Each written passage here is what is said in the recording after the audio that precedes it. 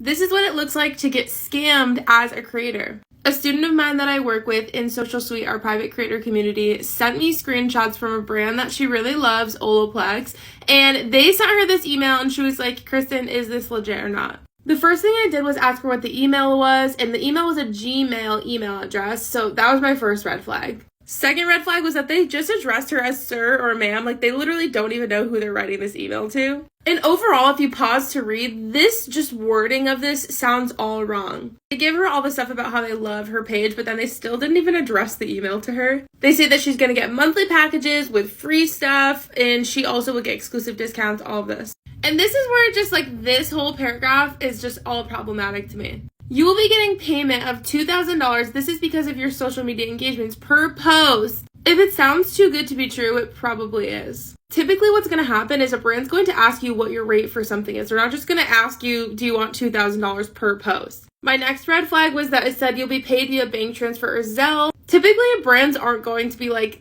giving this information in their first pitch to you because like it's kind of irrelevant. You'll get paid how you get paid. You figure it out in the contract. So my guess is that they wanted her Zelle or bank transfer information so that they could use it, and that was the whole scam. And then down here they say that your payment will depend on your engagement, but they also already just told her she was going to get $2,000. What? I'm confused. The word vomit that's happening here is just full of red flags. If it feels wrong and it feels off, it probably is, guys. And especially if it's coming not from the brand email. This email should have been coming from whatever name at olaplex.com, not Gmail. Do you guys get emails like this all the time? Isn't this crazy?